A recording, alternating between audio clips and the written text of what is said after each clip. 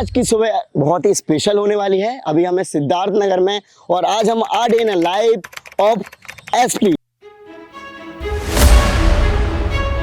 29 sir 50 मारो sir.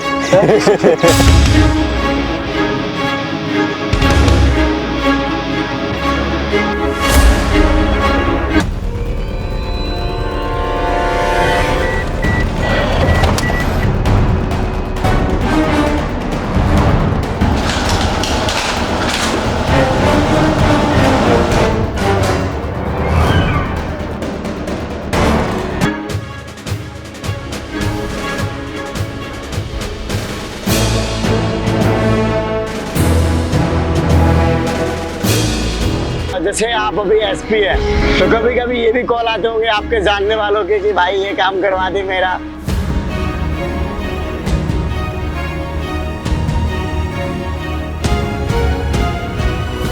Sir कभी कभी जैसे लेट नाइट पार्टीज वगैरह में चले गए या फिर किसी फंक्शन में चले गए तो कभी कभी अर्ली मॉर्निंग उतना जल्दी जाग पाना मुश्किल हो जाता होगा, तो कभी ऐसा ऑफिस वगैरह के लेट हुए?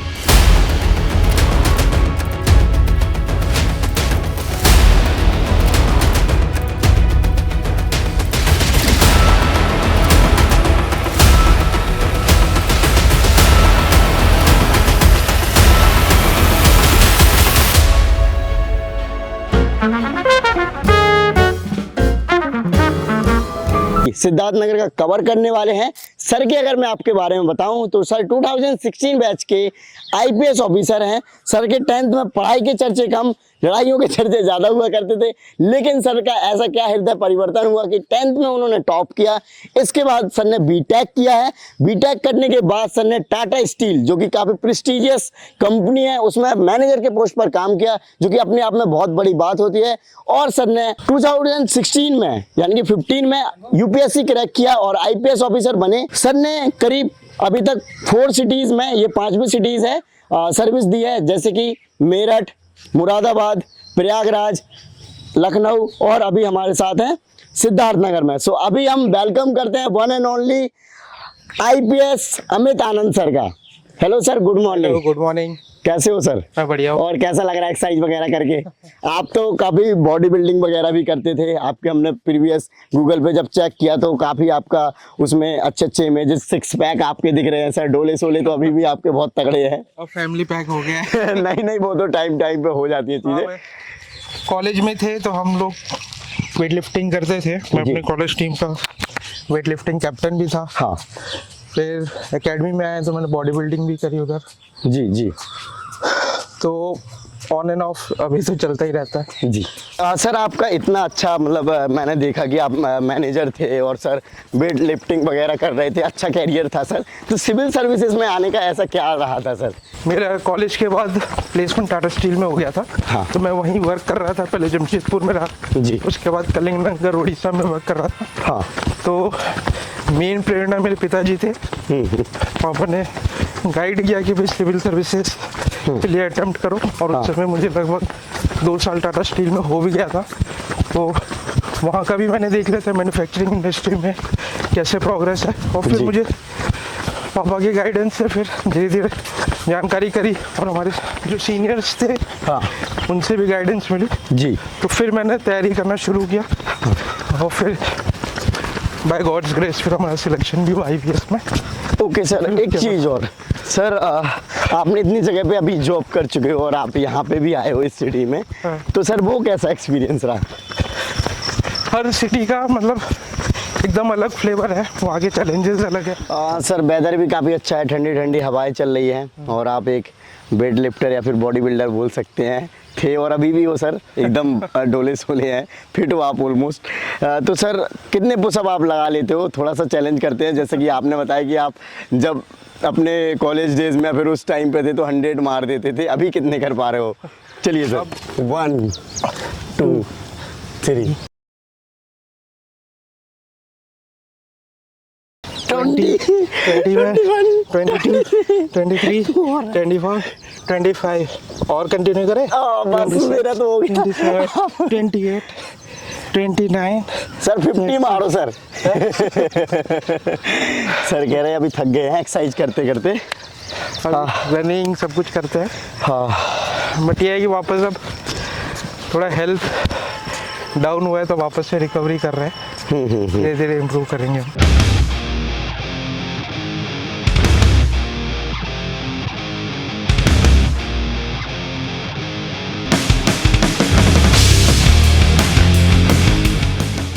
सर इतनी सारी एक्सरसाइज वगैरह करने के बाद काफ़ी पसीना वगैरह भी आ रहा है और गर्मी लगने लगी है, और आपके पास साइकिल बहुत अच्छी है, तो इनको एक बार चलते हैं घुमाने, कैसा लगता है? कभी कभी साइकिलिंग भी करते वीकेंड्स पे।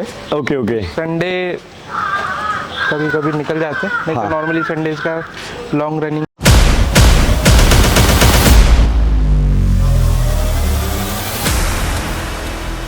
सर एज ए एसपी यहाँ पे अभी आपको क्या क्या चैलेंजेस नज़र आते हैं सर्विस के दौरान सर? ये जो सिद्धार्थ नगर है वो स्ट्रेटेजिक पोजीशन पे है जी। ये इंडो नेपाल बॉर्डर हाँ। एक डिस्ट्रिक्ट है जी जी। कि कोई स्मगलिंग या हाँ। किस प्रकार का कोई क्रिमिनल्स इधर से उधर जा रहे हो। राइट। फर्स्ट प्रायोरिटी तो ट्रांस बॉर्डर क्राइम्स को कंट्रोल करना, उनके नियंत्रण करना, Okay. अपराधियों को पकड़ना। दूसरा है ये जो एरिया है प्रीडोमिनेंटली रूरल बैकग्राउंड का है, तो यहाँ पे जो मेजॉरिटी जनता है अशिक्षित है, तो उनके राइट्स की प्रोटेक्शन करना। ये एक मंजिल है तो रास्ते भी होंगे,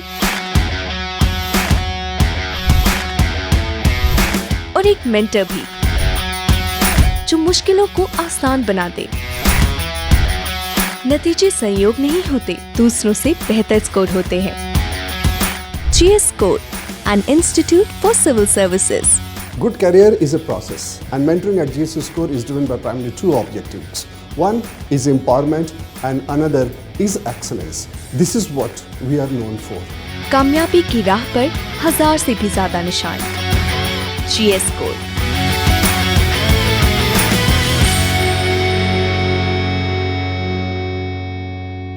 अच्छा सर, जैसे आप अभी एसपी हैं, तो कभी कभी ये भी कॉल आते होंगे आपके जानने वालों के कि भाई ये काम करवा दे मेरा, है ना, इधर पे फोन करवा दिया, मैटर सॉल्व, ऐसा कुछ होता है? हाँ होता है, बट ज़्यादातर वो माइनर काम होते हैं, हम वो काम वैसे भी करते हैं। अगर कोई भी पुलिस ऑफिसर होता है हाँ, तो वो भी कोई भी किस तरीके का, राइट। आज क्योंकि आप लोग आए हैं और हमारे साथ है तो मैंने सोचा आपको पुलिस लाइन ले आते हैं। हाँ। तो मॉर्निंग में आपको पुलिस लाइन दी जाएगी। पुलिस लाइन कोई डिस्ट्रिक्ट पुलिस का हार्ट होता है। हाँ। यहाँ पे आपके सारे जो आपकी रिजर्व फोर्स रहती है वो यहाँ पे स्टेशन रहती है, बाकी आपके रिसोर्सेज है, आर्म्स एंड एम्यूनिशन है, वो यहाँ रहते हैं। ये बुद्धा कॉम्प्लेक्स है जिसमें जिम है, ट्रेनिंग सेंटर है, और लाइब्रेरी है, पुलिस कैंटीन यहाँ पे बनाएगा। अभी हम आपको पुलिस जिम दिखाने लाए हैं, बहुत कुछ बन चुका है, माइनर चीज़ें बची है, और इस इक्विपमेंट्स अभी हम लोग इक्विपमेंट्स रह गए हैं, आई थिंक ऑलमोस्ट लग जाएंगे, हमारा शुरू हो जाएगा। पूरा रबर टाइलिंग है, इसमें कुछ अभी पुराने वेट्स थे तो वो ला के रख दिए, कोई आके अभी करना चाहे तो इस फैसिलिटी का यूज़ कर सकता है। तो बहुत मन से इसे बनाया है, इसमें प्रॉपर जो बेस्ट क्वालिटी मटेरियल हो सकता है वो लगाया गया। इसका पूरा लुक्स पे भी बहुत ध्यान दिया गया, एस्थेटिक सेंस भी अच्छा रहे। Right sir. म्यूजिक सिस्टम कौन सा गाना चल रहा है सर? एक बार अभी ब्लूटूथ से कनेक्ट करेंगे तो चले।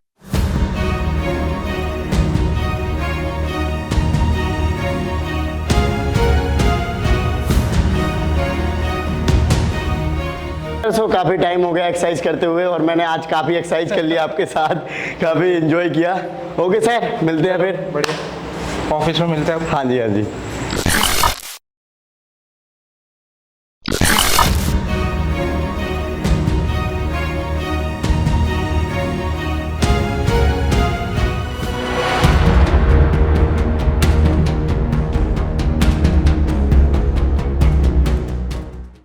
सो नॉर्मली सर आपकी ये शेड्यूलिंग जो रहती होगी अराउंड 9 PM या 9:30 PM से ऑफिस के लिए निकलना रहता होगा, तो ऑफिस वगैरह का शेड्यूल आपका पहले से होता है, फिर प्री प्लान करना पड़ता है आपको, या फिर टीम वगैरह रहती है सर?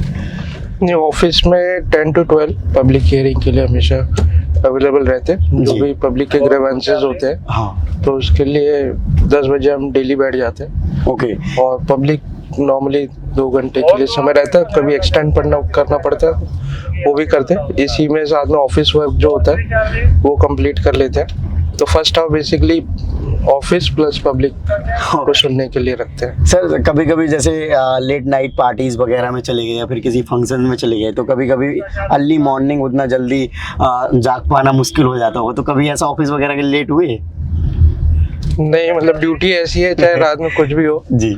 आपको सुबह टाइम से ही बैठना है, क्योंकि कोई डिस्टेंसेस बहुत दूर लार्ज है यहाँ पे। कोई मतलब 40 किलोमीटर से आ रहा है, कोई 60 किलोमीटर से आ रहा है। वो एक्सपेक्ट कर रहा है कि भाई वहाँ पे एसपी मिलेंगे हमें, और कोई इतनी दूर से आ रहा है तो मेरी भी जिम्मेदारी बनती है कि उन सबको प्रॉपर हियरिंग दे। कभी कभी हो सकता है कि आकस्मिक कारणों से हमें कहीं और जाना पड़े या कोई और काम में व्यस्त हो, तो फिर हमारे बदले कोई ना कोई वहाँ पे जरूर अवेलेबल रहेगा। एडिशनल एसपी होंगे या सीओ रैंक ऑफिसर हमेशा अवेलेबल रहेंगे।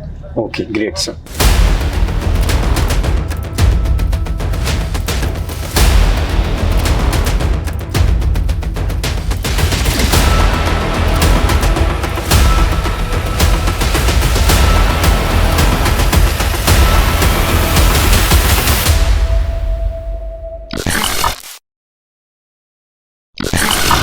पुलिस ऑफिस में आ गए हैं। जी सर। यहाँ पे हमारे डिस्ट्रिक्ट के जितने भी इम्पोर्टेंट ऑफिसेज होते हैं एक जगह रहते हैं। हाँ यहाँ पे इधर मैं बैठता हूँ, मेरे अंडर जो एडिशनल एसपी वो बैठते हैं, और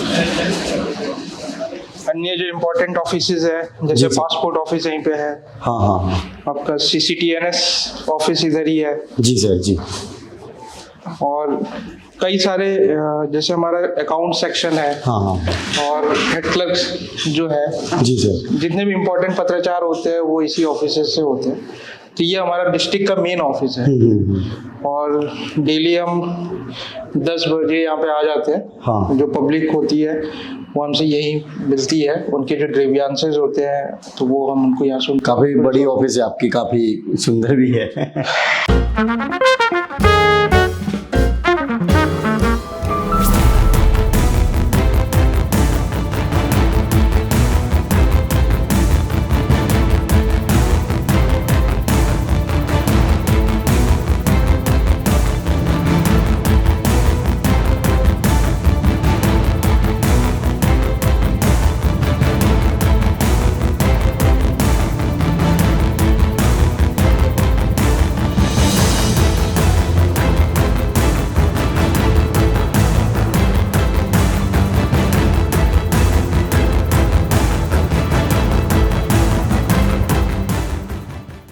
हाँ, ये रिसेंटली रिनोवेट कराया गया है। और अगर अच्छी जगह आए आदमी को भी अच्छा लगता है कि वो जी, बेटर सर। वर्क करे, और पब्लिक भी आती है तो उसे भी अच्छा लगता है कि प्रॉपर जगह है, बैठने की व्यवस्था अच्छी है।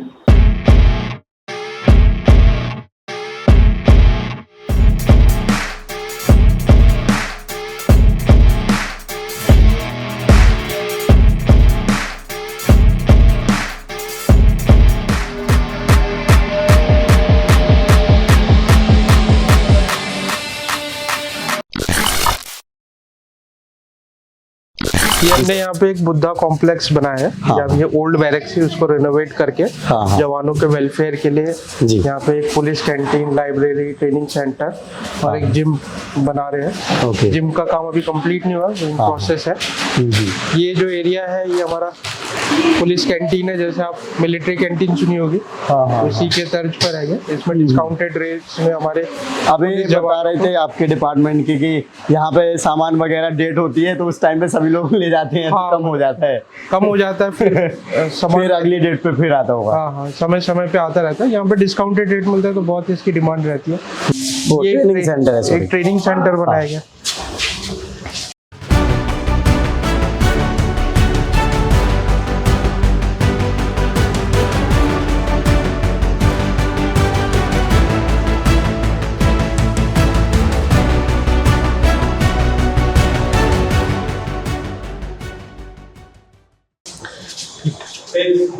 किस चीज की ट्रेनिंग चल रही है?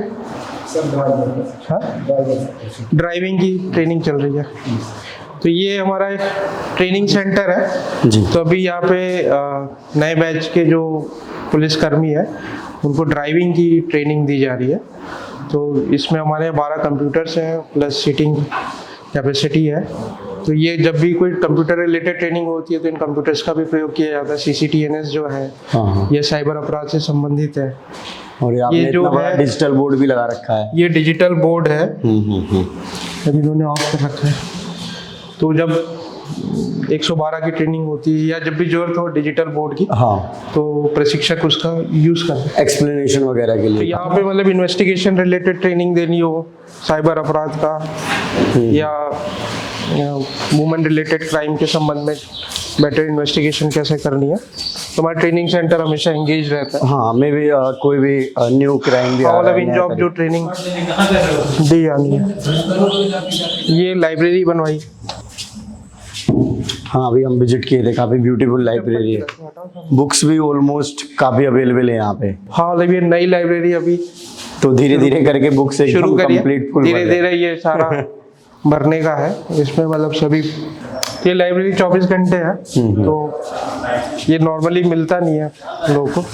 कई बार जैसे नॉर्मली कांस्टेबल्स बैरक्स में रहते हैं तो प्राइवेसी नहीं मिल पाती या वो माहौल नहीं मिल पाता जिससे कि प्रॉपर पढ़ाई कर सके, कोई ना कोई डिस्टर्बेंस रहता है। तो यहाँ पे आके आप पढ़ सकते हो। प्लस जिम का एकदम परफेक्ट लुक दिया है, जैसे लाइट हम वगैरह लोग होने जिम- चाहिए ऊपर, स्टिकर वगैरह और भी ये पेंटिंग कराया हमने। ये जिम तैयार कर रहे हैं हम लोग। तो जो रूम है वो ऑलमोस्ट तैयार हो गया, छोटा मोटा माइनर वर्क बचा है। बाकी इक्विपमेंट्स आने हैं। हाँ, इक्विपमेंट्स अभी तो डम्बल है। ओके, एक चीज और सर, स्टूडेंट जो सिविल सर्विसेज की तैयारी कर रहे होंगे हाँ। तो वो सोच रहे होंगे कि IPS के पास इतनी पावर होती है कि वो ये सब बनवा सकते हैं, तो इसके बारे में थोड़ा सा। As a head of the district मतलब आपके पास फाइनेंशियल पावर्स होती है, गवर्नमेंट से आपको पैसा मिलता है जो आप मतलब जो ऑलरेडी एग्जिस्टिंग व्यवस्था है उनको इम्प्रूव करने के लिए या अन्य जो चीज़ें हैं परचेज करने के लिए आता है रेगुलर पैसा।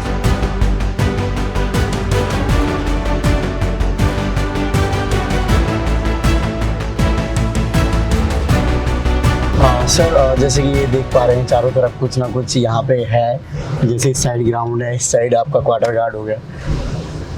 ये क्वार्टर गार्ड है। क्वार्टर गार्ड के पीछे एक क्रिकेट ग्राउंड हमने बनवाया है। ये 3 रूम गेस्ट हाउस बनवाया हमने। तो ये भी अपने जवानों के लिए है। हाँ। बहुत नॉमिनल चार्ज रखा हुआ है। जैसे कांस्टेबल्स हेड कांस्टेबल के लिए 100 रुपीज़ पर डे के हिसाब से और हाँ। जो SI एंड इंस्पेक्टर रैंक के हैं उनके लिए 200 रुपीज़ पर डे के हिसाब से दे रखा है। ये लास्ट ईयर ये हमारी पुलिस लाइन है, यहाँ पे हमारे पुलिस कर्मी रहते हैं। जी। बिल्डिंग्स देख रहे होंगे, बहुत सारी बिल्डिंग्स बहुत बुरी। हाँ, ये देखो जैसे एकदम तो बुरी ये हमने condition लास्ट ईयर इसका रिनोवेशन का काम शुरू किया है। हाँ, इसमें 4 बिल्डिंग्स हमने टेकअप करी। ये 1 2 3 4। ओके।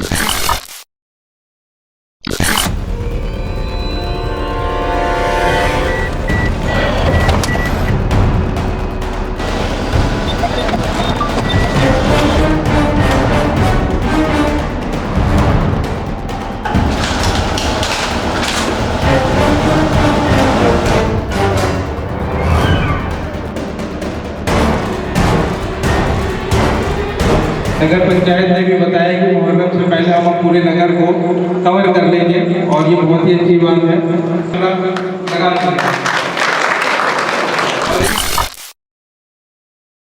सर, आज कहाँ जाने वाले हैं? अभी हम एक बॉर्डर के थाना मुहाना पे जाएंगे। जी। तो वहाँ के बॉर्डर एरिया को चेक करेंगे।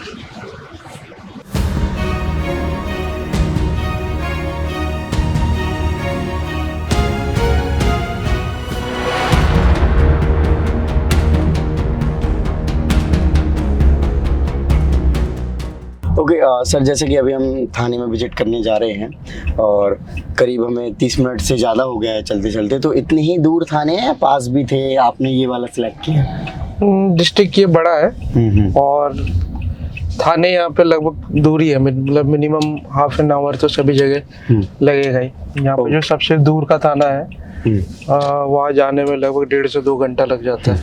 ओके। और ये जो थाना है ये इंडो नेपाल बॉर्डर पर है। ये बॉर्डर का थाना है। ओके। तो बॉर्डर के चैलेंजेस अलग होते हैं।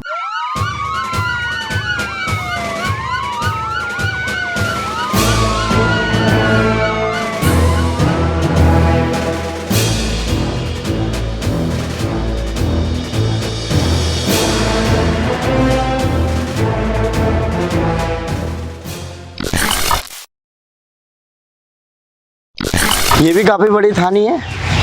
ये भी, यहाँ के सारे थाने बड़े बड़े ही है और हरियाली हर थाने में है। ये नई बिल्डिंग तैयार हुई है थाने की। हाँ। जो यहाँ पे SHO है वो इसमें बैठेंगे। ये विवेचना कक्ष बना है लास्ट ईयर जी। तो इसमें जो हमारे इन्वेस्टिगेटिव ऑफिसर हैं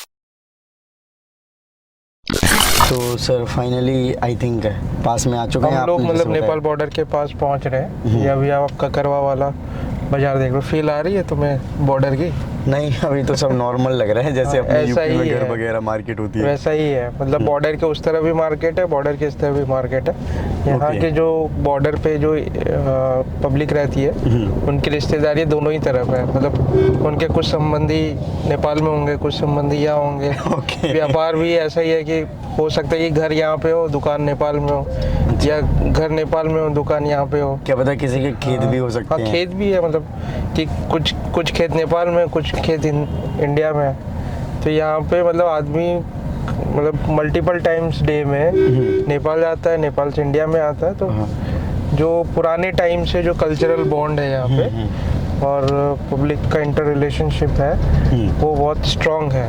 ओके। तो और ये सर बॉर्डर पोरस है। अच्छा। और क्योंकि ये मार्केट एरिया है तो कई सारी चीज़ें होती है कि जो नेपाल की पब्लिक होती है वो इंडिया आके परचेज करती है, इंडिया वाले नेपाल जाके परचेज करते हैं। ये बॉर्डर हो गया सामने जो हाँ, दिख यही बॉर्डर है। रहा। वाह, चलो ये भी देख लिया। आपके साथ काफी अच्छा एक्सपीरियंस रहा हमारा साथ में। मतलब जी। तब तुम्हें पता चलेगा कैसा हाँ। बॉर्डर है। ये अंकुश है, ये हेलो यहाँ सर, पे नमस्ते। असिस्टेंट कमांडेंट है सीमा सुरक्षा बल। हम लोग SSB के साथ रेगुलर पेट्रोलिंग करते हैं। हम लोग एक ऑपरेशन कवच भी चलाते हैं जिसमें हमारी डिस्ट्रिक्ट पुलिस और SSB की पेट्रोलिंग होती है 24 आवर्स बॉर्डर पे। साथ ही फिर हम लोग पब्लिक के साथ भी बहुत सारा इंटरेक्शन करते हैं, इंटेलिजेंस कलेक्ट करते हैं। जी। और बॉर्डर के गांवों में हम लोगों ने ग्राम सुरक्षा समितियाँ भी बनाई है जिनसे हम लोग कोऑपरेट करते हैं और क्राइम को लेके या इंटेलिजेंस को लेके हम लोग वर्क करते हैं। तो अभी हम लोग ये नेपाल, इंडो नेपाल बॉर्डर पर है। इस तरफ इंडिया है, उस तरफ वो नेपाल आ गया। नेपाल का गेट दिख रहा होगा आपको। जी। और जैसे सोचते होगे कि बॉर्डर कैसा होता है, हाँ। तो देखे होगा कि यही बॉर्डर है। हाँ। यहाँ पे कोई ऐसा फिजिकल डिमार्केशन या फ्रेंडली नेशन है नेपाल, तो इस हिसाब से तो इधर ये देखेंगे पूरा पानी भरा हुआ है, खेत है जी। तो इससे आपको पता चलेगा कि कितना डिफ़िकल्ट होता है यहाँ पे पेट्रोलिंग करना या वर्क करना। कभी कभी कोई क्रिमिनल एक्टिविटीज़ हो जाती होगी तो ट्रैक करना भी काफ़ी डिफिकल्ट टास्क हो जाता होगा। हाँ, मतलब बॉर्डर पे पुलिसिंग ये चैलेंज होता है कि क्रिमिनल्स इसका फ़ायदा उठाते हैं। कई बार नेपाल के क्रिमिनल्स इंडिया भाग आते हैं, इंडिया वाले नेपाल भाग आते हैं। जी। ये दोनों, उस तरफ नेपाल बॉर्डर है, इस तरफ इंडिया, यही आपका बॉर्डर है।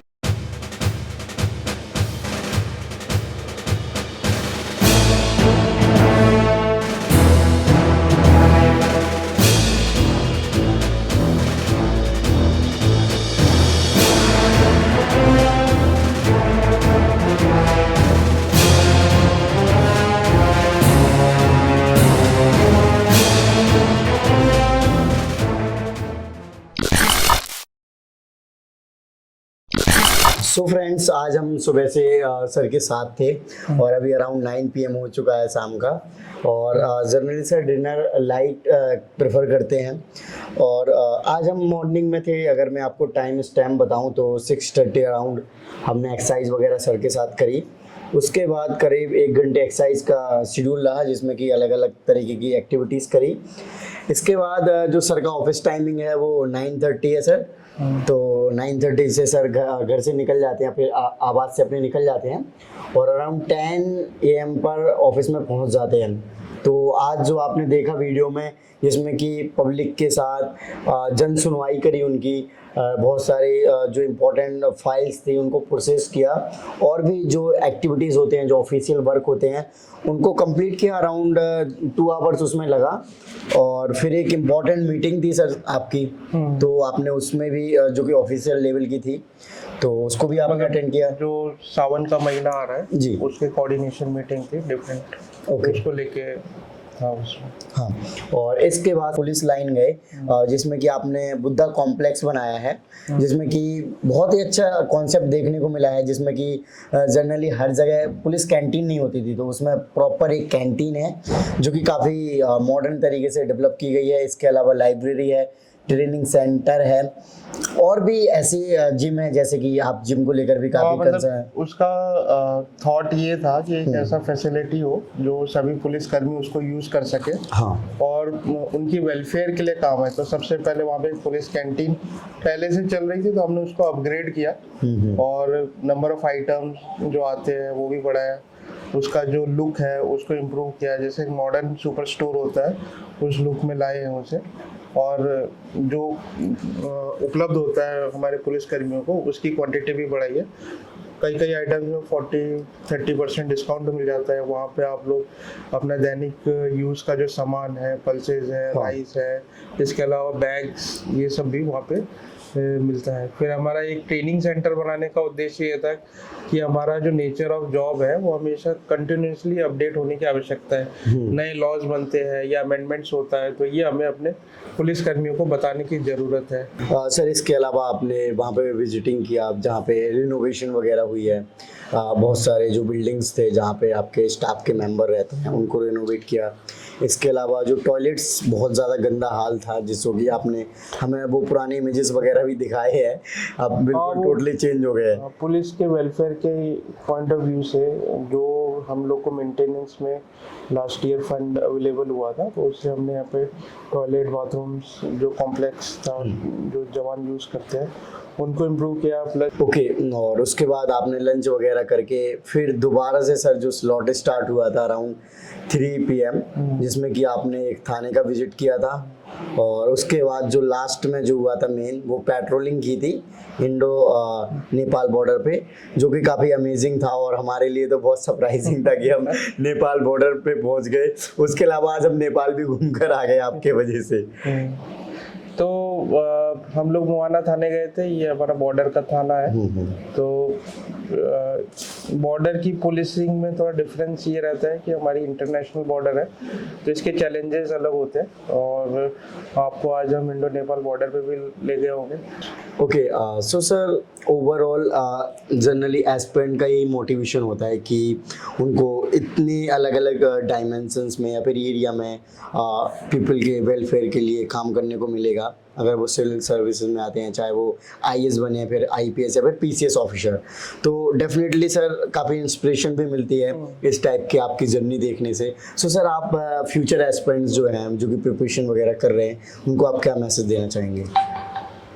इसमें जो भी तैयारी कर रहे हैं, पहले जो भी यूपी सिविल सर्विसेज एग्ज़ाम्स के लिए तैयारी कर लें, आपका मोटिव पहले आपको क्लियर होना चाहिए कि भाई मुझे क्यों ये एग्ज़ाम करना है, क्योंकि हम भी उस एग्ज़ाम प्रोसेस है, तो एग्ज़ाम बहुत लंबा होता है जी, है ना। मतलब लगभग आपका 2 to 3 years मिनिमम आपका इस एग्ज़ाम में जाएगा, क्योंकि आप लगभग एग्ज़ाम से लगभग 1 साल पहले तैयारी करना शुरू करेंगे और जब आप पहला प्रीलिम्स देंगे, उसके बाद मेंस होगा और इंटरव्यू होगा, तो लगभग 1 साल तो इसमें निकल जाता है। और जब आप इंटरव्यू दे रहे होंगे तो मोस्ट प्रॉब्ली हो सकता है कि आपका नेक्स्ट ईयर का फॉर्म आ जाए तो आप वो भी भर रहे होंगे या अगर आपका बाय गॉड्स ग्रेस आपका सिलेक्शन हो जाता है तो अच्छी बात है। बट मोस्ट 99% लोग फिर से अपना एग्ज़ाम देते हैं कि हम अगर फर्स्ट चांस में हो गया या सेकंड चांस में हो गया तो फिर से एग्ज़ाम देते हैं कि हम अपना रैंक इम्प्रूवमेंट करेंगे, या हमें जो सर्विस मिली है, IRS मिला है,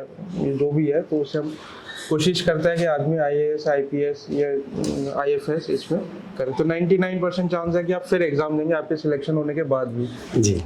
तो लगभग आपका 3 इयर्स मिनिमम आपका इन्वेस्टमेंट हो रहा है। तो ये बहुत लॉन्ग जर्नी है। तो इस जर्नी के लिए ज़रूरी है कि हमारी मेंटल क्लैरिटी ज़रूरी हो। ऐसा ना हो कि किसी के कहने पे हमने तैयारी शुरू कर ली, या ये लगा कि भाई वो कर रहे हैं तो हम भी कर लें।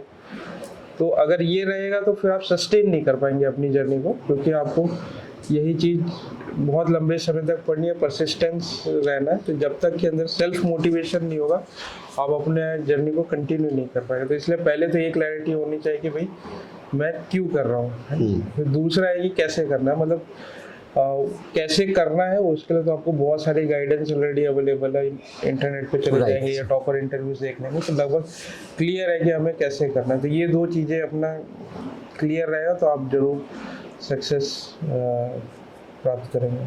Okay, so thank you so much sir for your lovely message.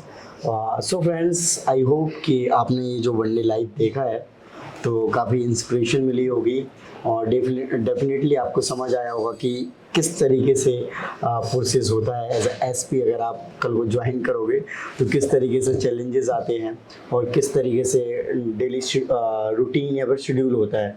So I hope video अच्छी लगी होगी तो इस वीडियो को लाइक करें। अब तक आपने चैनल को सब्सक्राइब नहीं किया, चैनल को सब्सक्राइब कर लीजिए। जय हिंद।